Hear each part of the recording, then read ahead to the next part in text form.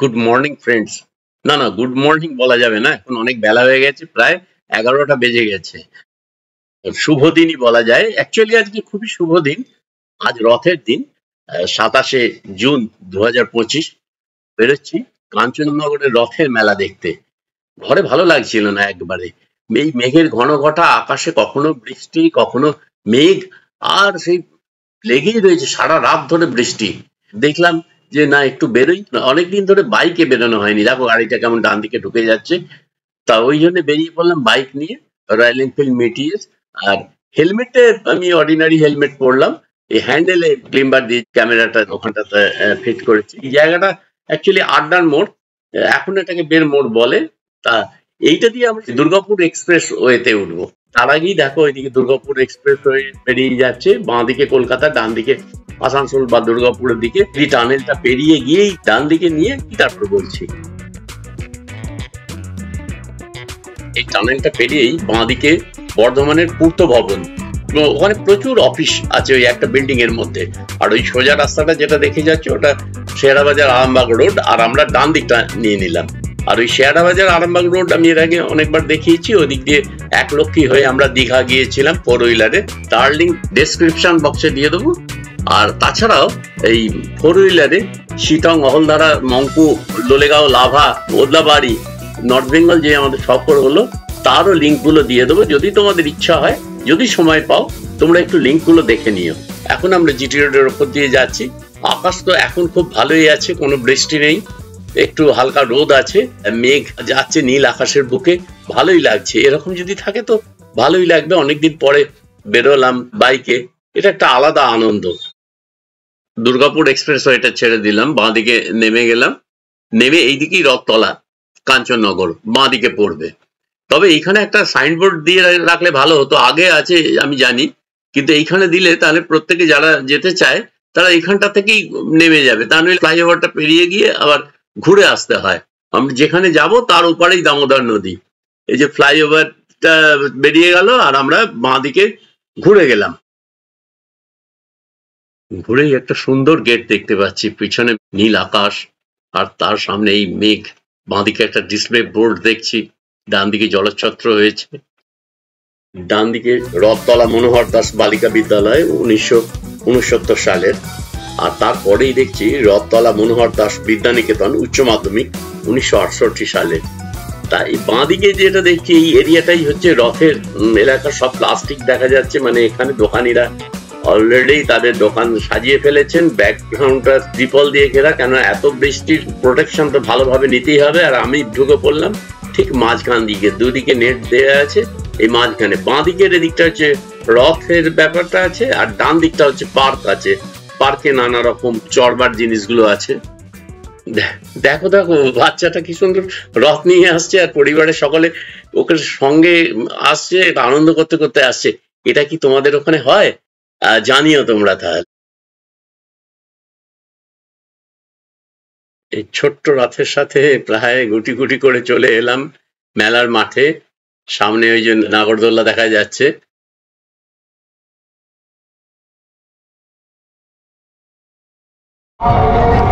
Already ঢুকে এসেছি রথতলা, কাঞ্চননগর রথতলা। বিকেলে দেখো এদের সব তৈরি হচ্ছে, এখন সবে তৈরি হচ্ছে, এগুলো রাতের দিকে সব হবে। এরা প্রিপারেশন নিচ্ছে, রাত্রে হই হই ব্যাপার হবে এখানে। আর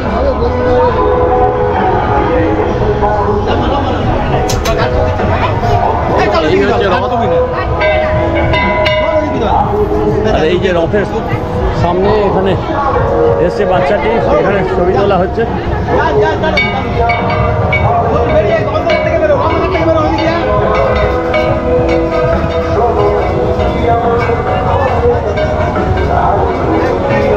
কি আজকে শুরু হলো তো? সন্ধ্যে কদিন চলবে? রবিবার অবধি, 8 দিন। রবিবার অবধি, আচ্ছা 8 দিন চলবে।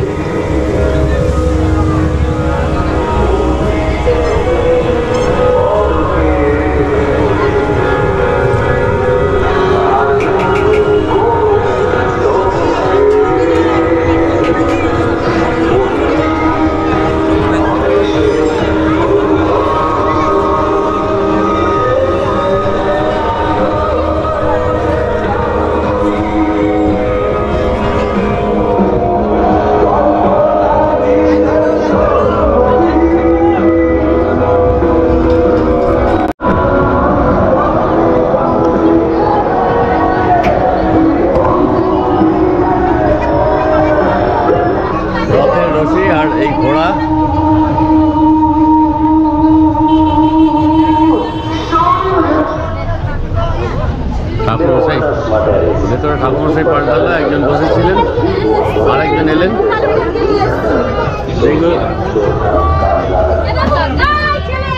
এটা চান জল দেওয়া হচ্ছে।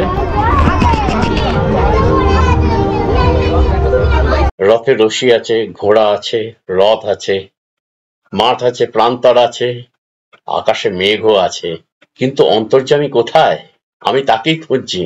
রথের দিন একটু বৃষ্টি হবে সেটা তো ঠিকই কথা, কিন্তু এতগুলো ব্যবসায়ী এসেছেন, কত স্টল দেখো, সবই নীল প্লাস্টিকে ঢাকা, সমস্ত জিনিস প্রস্তুত তাদের, ভাজা ভাজি থেকে আরম্ভ করে যার যা সাজানো সবকিছু ঢাকা আছে। আজকে সবচেয়ে বড় ভিলেন হচ্ছে বরুণ দেব, বৃষ্টি। আরে ঠাকুরমশাই যেভাবে নামলেন আমি ভাবলাম ঘোড়ায় চড়ে বসছেন। তা যাই হোক, রথটা কিন্তু খুব ভালোই হয়েছে, সম্ভবত লোহার ফ্রেমে কাঠের পাটাতন আর পেতলের ঝালর দেয়া আছে চারিদিকে।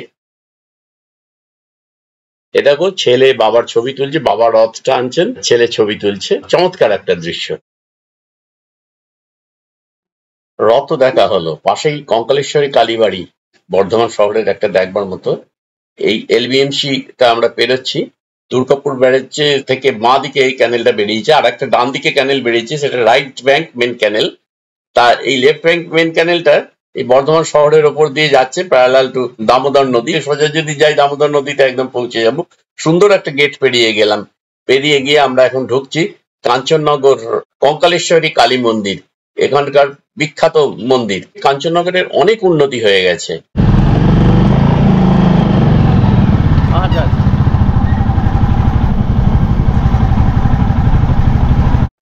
ঠিক বাঁদিকে নবনীত বৃদ্ধাশ্রম, মানে এসে গেছি আমরা। হ্যাঁ, এই তো কঙ্কালেশ্বরী কালী মন্দির, কাঞ্চননগর, তার গেট। আর ওই দূরে বাঁদিকে যেটা দেখা যাচ্ছে ওটা ওই নবনীত বৃদ্ধাশ্রম, ওটা ওদিক থেকেও দেখা যাবে। ওর একটা ফ্লোর মনে হচ্ছে তৈরি হচ্ছে। তবে আমি তোমাদের স্ট্রেট বেরিয়ে যাই, ডান দিকে হচ্ছে কঙ্কালেশ্বরী কালী মন্দির, কিন্তু সোজা এগিয়ে গিয়ে দেখাবো বলে ওই মাঠটা থেকে একটু ঘুরিয়ে নিয়ে সামনে থেকে শুরু করছি দেখাতে। এটা মাঠটা একটু ঘুরিয়ে নিলাম, এখানেও মন্দির আছে, ওদিকটা হচ্ছে কাঞ্চননগর, ওইদিকে হচ্ছে দামোদর নদী। এইবার দেখো, ডান দিকে নবনীত বৃদ্ধাশ্রম, আর ওই পিঙ্ক কালার যেটা, এইটাই হচ্ছে কঙ্কালেশ্বরী কালী মন্দির। আর এই দেখো, এখানে একটা ব্যাপার, এখানে বাইকটা রাখলাম, এখানে একটা ব্যাপার আছে। বৃদ্ধাশ্রম যেমন আছে, ডান দিকে এই ডান দিকে এইখানটাতে পরে দেখাচ্ছি, অ্যাম্বুলেন্স আছে। প্রতিদিনই বহু মানুষ এখানে আসছেন, মানে একদম কোনো জেনুইন 10 টাকাতেই এখানে কুপন নিয়ে এখানে খেতে বসবে, এবং তোমরা এলে কুপন পাবে। খুব সুন্দর ব্যবস্থা এখানে। চলো নেমে তোমাদের দেখাই। চলো, আমরা এসে গেছি এইখানে। দেখো, এই হচ্ছে কঙ্কালেশ্বরী মন্দির, বর্ধমানে কঙ্কালেশ্বরী মন্দির। আমরা এসে গেছি।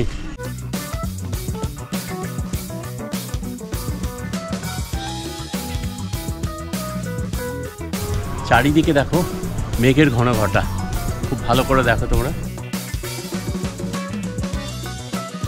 আকাশটা দেখো কিরকম অবস্থা। আর এখানে এসেছি, এই হচ্ছে মন্দির, মন্দিরে তোমাদের নিয়ে যাই। চলো। ওম কুল্লাই নমঃ গুরু কুল্লাই নমঃ দীপ্তচিত্তমণিদীপায় শ্বেতায় নমঃ।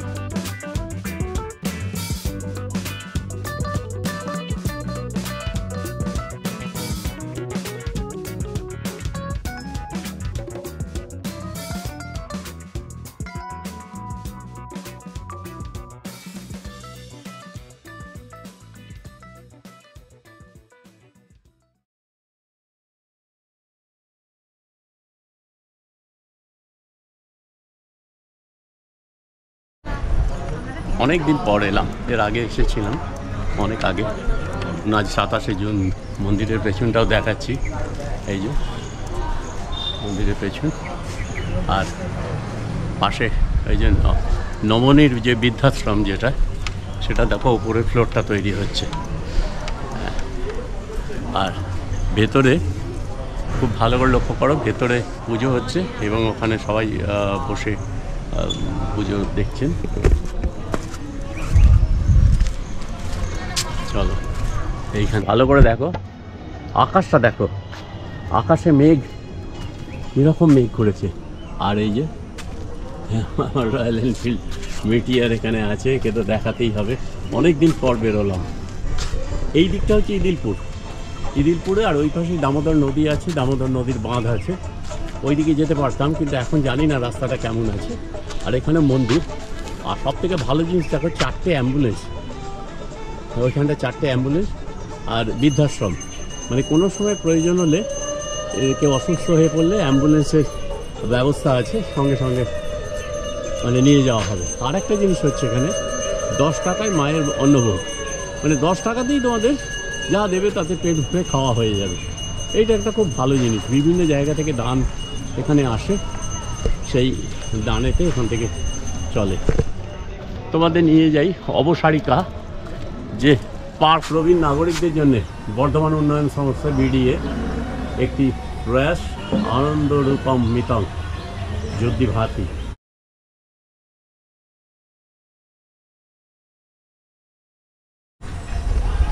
পার্কের ভেতরে, জলের ভেতর এই মন্দিরের মতো এগুলো করা আছে, সম্ভবত ওটা সাজানোর জন্য, বা ওখানে যাওয়াও যায় হয়তো। একটু ধার থেকে দেখাচ্ছি, এই দেখো 12টা 19 বাজছে, কঙ্কালেশ্বরী কালীবাড়ি থেকে বেরিয়ে পড়লাম।